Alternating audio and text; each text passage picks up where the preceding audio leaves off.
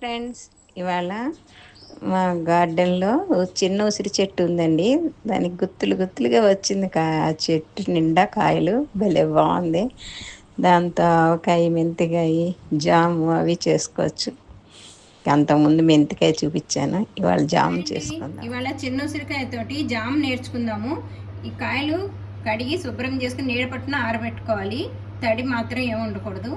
ఈ గ్లాసు కొలతతో 3 గ్లాసులు ఉసిరికాయలు తీసుకున్నాను.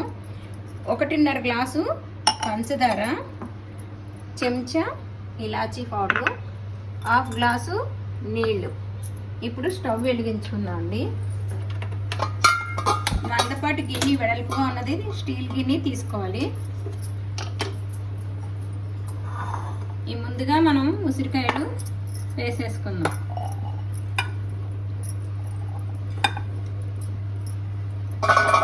మూడు గ్లాసులండి.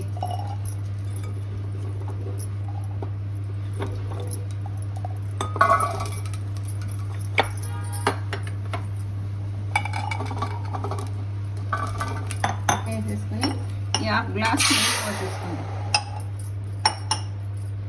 ఈ 1.5 గ్లాసు పంచదార, మొత్తం ఈ 3 అడుగుకి పైకి కలుపుకోవాలండి.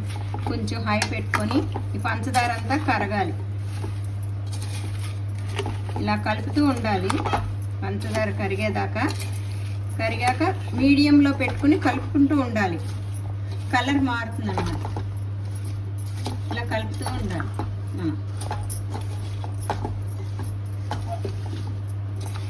చాలా బాగుంటుందండి బ్రెడ్లో నంచుకోవడానికి. మరి సమ్మర్ కదా, ఉట్టిగా కూడా తినచ్చు పిల్లలు పెద్దలు. పుల్లగా తీగా ఉంటుంది. ఈ పంచదార సగము, బెల్లం సగం కూడా వేసుకోవచ్చు. నేను మొత్తం పంచదారగా వేసాను. అయితే మొత్తం బెల్లం కూడా వేసుకోవచ్చు. బెల్లం అంటే మళ్ళీ వడగట్టడం అది ఉంటుంది, అది తీసుకుంటుంది. ఇలా కలుపుకుంటూ ఉండాలండి. ఇదిగోండి, చూసారా ఇలా నురుగుతోటి ఉడుకుతోంది. ఇలా పంచదార కరిగి ఇది కొంచెం ఇంకా కలర్ రావాలి, బాగా దగ్గరికి రావాలి.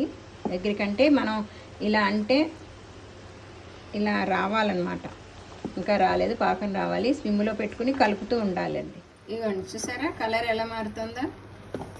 మనం దీంట్లో ఫుడ్ కలర్ అదే వేసుకోకలేదండి. ఒరిజినల్ కలరు బాగుంటుంది, జామ్ కలర్లోకి వస్తుంది. ఇంకా కొంచెం దగ్గర పడాలి. మనం ఇలా అన్నప్పుడు ఇలా రావాలి. ఇంకా కొంచెం ఒక 5 నిమిషాలు పడుతుంది. చూసారండి ఎలా కలర్ మారిందో. ఇప్పుడు కొంచెం ఇలాచీ పౌడర్ వేసుకుందాం. ఇష్టం లేనివాడు అవాయిడ్ చేసి ఇచ్చాను. నేను కొంచెం బాగుంటుందని ఇలాచీ పౌడర్ వేసాను. కాయలు కూడా కలర్ మారాయి. పాకం ఉందా లేదా ఇట్లా చూసారా ఇలా వస్తుంది కదా. ఇలా ఇవ్వండి సాగుతాం కదా. ఇప్పుడు ఆపేసుకోవచ్చు. చల్లారాక గాజు కంటైనర్లో వేసుకోవాలి. చల్లారాక ఈ విధంగా ఉంటుంది. చూసారా, మనం ఏం ఫుడ్ కలర్ వేయకుండానే ఈ కలర్లో వస్తుంది. చల్లారాక ఇలా కంటైనర్లో, గాజు కంటైనర్లో వేసుకోవాలండి.